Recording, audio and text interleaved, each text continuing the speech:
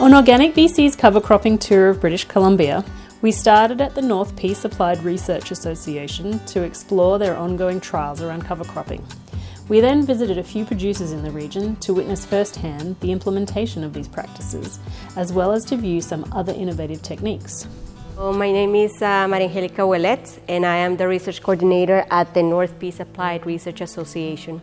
Its goal is to take a lot of research trials in order to answer some of the interrogatives that a lot of producers have and a lot of practices that the producers have heard in the past or from other sites, and they would like to apply it to their farms today.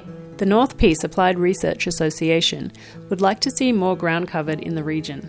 They would also like to see a reduction in the use of herbicides and pesticides. They conduct various cover cropping trials, such as assessing the nutritional value of forage mixes, testing the water infiltration properties of deep-rooted cover crops, the viability of relay cropping, as well as trials based around cover crops used as a weed suppressant. However, we focused on two particular trials: a legume intercropping trial, which measures how yields are affected when a legume is intercropped between a cash crop cereal, and an annual clover trial aimed at understanding how best to establish a living soil cover while a cash crop is growing. You could see a little bit of intercropping for forage around here, but you don't see a cover underneath those main crops. And what if we were to have, say, a little bit of rye, a little bit of hairy veg? Maybe you wouldn't need as many herbicides as you do now. Maybe you wouldn't need as many pesticides as you do now. So it is something that we can play with. It is something that we can search if it works or not. And that is something that we can show to growers and say, this is something we have tried. Why don't you try it out? Growers here, they generally like to use clovers because they stay low in the soil. Doesn't affect their harvesting. And also oats and barley as part of their cover. That is something that they can also harvest mostly for forage. In terms of intercrops, the piola, as I mentioned before, so canola and peas is a very successful intercrop that is being used. The intercropping of, say, either barley or wheat with a legume such as peas is quite useful for forage. It increases the value of forage for growers around this area. It's about how can we provide a living mat of cover to the soil while we are running main crop harvesting and growth. So the way we tried to set that up, we wanted to grow 3 different types of clover, so white clover, sweet clover if I'm not mistaken, and crimson clover. And we wanted to see if it was the species affecting the end credit to the main crop, number one, and how would that differ? Should they be grown either as an intercrop with the main crop or broadcasted along the plot? The main crops that we selected were wheat and canola. You could probably say that intercropping would be better than broadcasting already. We have already seen that in the field. For broadcasting, you need to either apply a lot of seed and you need a lot of water the day after. So we have seen that with the broadcasting plots, it's a little bit iffy. You need to grow it with a seeder. The seed needs to have that depth and the contact with the soil, and it needs to be covered in order for it to come out.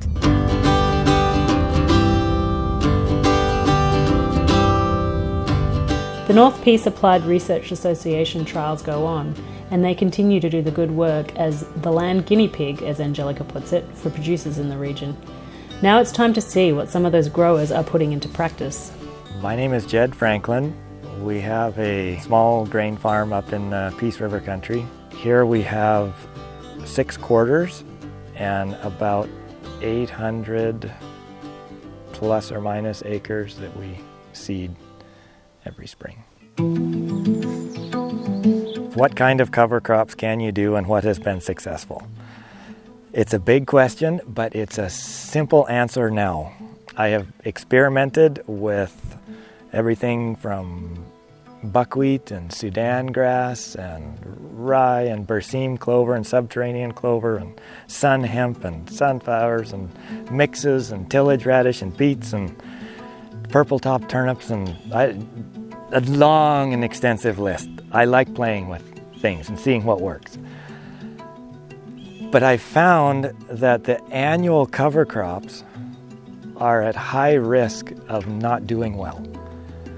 So if you seed it in the spring, you got a good chance that there's going to be trouble, especially it seems like the climate is becoming more extreme. When it's wet, wet. And when it's dry, it's really dry for longer periods of time. When I was a kid, we used to get a rain every 3 or 4 or 5 days. It was pretty normal over the whole summer, and now it's like the weather patterns get stuck in a loop. Like, you remember the heat dome we had a few years back? This year we're in a level 4 drought. Things are becoming more extreme. The plants needing to become more resilient as well. And when you spring seed something, it may be too wet or it may be dry enough and then it get too wet. If it's small and tender, it's easily damaged or destroyed. So I have gone away from spring-seeded cover crops into interseeded cover crops, meaning that when I seed my oats in the spring, I also seed sweet clover and red clover with them, or alfalfa.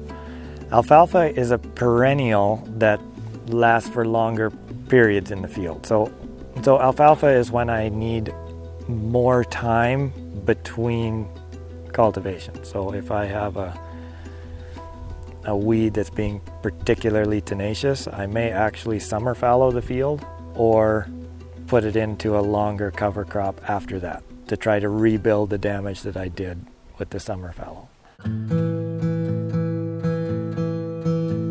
So here's an oat crop that doesn't look too bad right now, actually. There is some moisture in the ground, but we go down a little ways and it's starting to get, there's some. Thankfully there's some. And then this little guy right here, I don't know if you can see that thing, but that little guy right there is an alfalfa plant. So this crop is underseeded to alfalfa. We have oats growing on the top. Because they're an annual, they'll grow fast. And the alfalfa, the first year, is weak, stunted, small, and slow. So this alfalfa won't get any taller than ankle high, maybe up as high as the oats are. But these oats, as long as we have water, these oats will be a meter high at least at harvest time. And we'll come through with a combine and harvest all of the oats, put them in the bin, and behind the combine you'll see all the little alfalfa plants growing up through the straw. And next year we will have, hopefully, a good alfalfa stand on the field. Red clover really likes being wet. And if we get a year that's just this terrific deluge and it's wet, there's puddles in the field, red clover will survive and it will do well. And if we have a dry year, the sweet clover, it'll grow in a gravel pit. It's what you see growing alongside the highway in the gravel, the big yellow blossom flowered. You wouldn't recognize it as clover if you knew clover plants well, but it's nitrogen. Both are nitrogen fixing. Both produce lots of vegetation, and both are cheap to seed. Both are really easy to seed, and they catch with the crop. Over here is red clover. I know it's pink, but trust me, it's red clover. And up here, you can see how it's getting pretty tall. It's almost to my shoulder. And then this will fall down in a big rain. But it has these thick, thick stems. Well, here's one right here. These are those coarse stems that I was talking. When they dry out, it's hard to pull a plow through. You get enough of them pulling, and it'll stop even my big tractor if there's several thousand of them. But this is a great cover crop. And then the next plant over here that you should take note of is alfalfa. And that's these ones right here. It's also a great nitrogen fixer and lots of organic material. This is what I'm looking to see when I'm planting a cover crop. I don't want to see any soil, and I want to see it at least 3 or 4 feet tall. Anything less than that is not a successful cover crop as far as I'm concerned. Tillage radish is great for breaking up the hard pan in the ground, or bringing up phosphorus, or converting elemental phosphorus to P2O5. All of these are great benefits. But for putting in organic matter as a cover crop, and that's one of the primary purposes, you want tons per acre, just lots and lots and lots of it. And this is why I've gone back to this. When I do an annual seeded crop, it's knee-high. I can see dirt through the crop. It would take 10 of them to produce the same tons per acre as one crop of this. And this seed is not expensive. The sweet clover seed, maybe 4 pounds an acre at $3 a pound. That's not expensive. And the red clover, about the same price and about the same rate. So I end up with 6-8 pounds an acre total. That's plenty. This right here is yellow blossom sweet clover. You can tell it's about at my head. But if you look out a little bit further, those are like higher than my hand out there. And I don't know if you can hear it, but there's just a steady hum in it.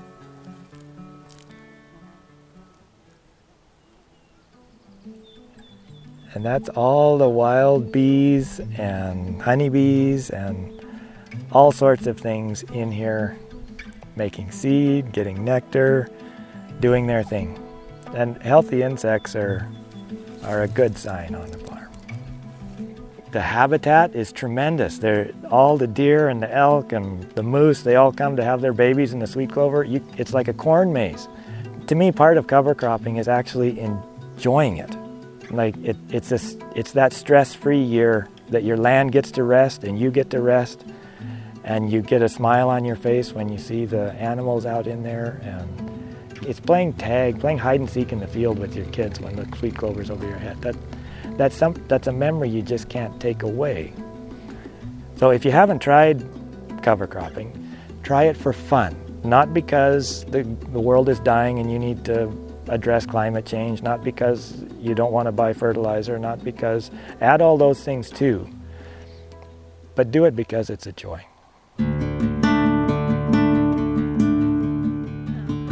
At Jackknife Creek Ranch in Manning, Alberta, the Polovich family is implementing innovative cover cropping practices, specifically swath grazing, in their cattle operation. This approach ensures that their cows are well fed throughout the winter, while simultaneously enhancing soil health and bolstering the overall resilience of their land, livestock, and their entire operation.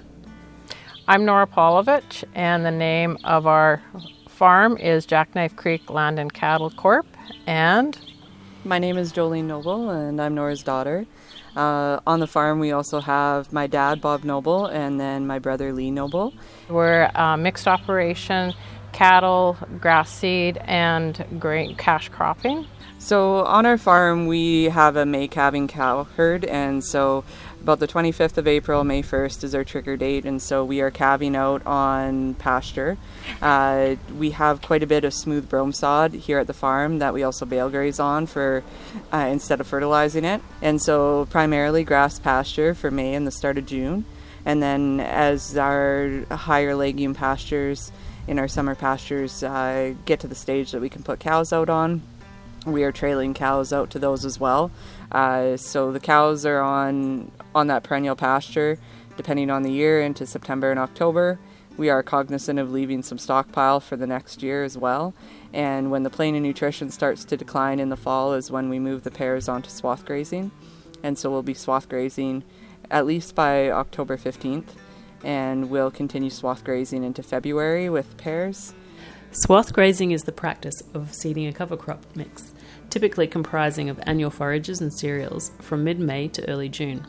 Subsequently, it is cut down and formed into windrows, or swathed, from late August to mid-September, just before the arrival of killing frosts.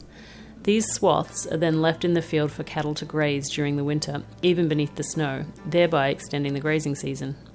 This practice not only preserves the nutrients from manure and urine on the fields, but also reduces labour, all the while promoting increased soil health. We seed 9 different species in end of May, June, and swath that in late August, September, and then we swath graze that through the winter, and that has become a major feed source for us.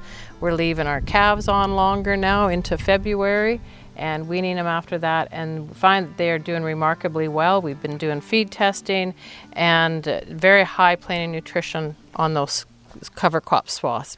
So this is a cover crop that was seeded end of May, and we will be swathing it for winter grazing probably end of August, early September, depending on moisture.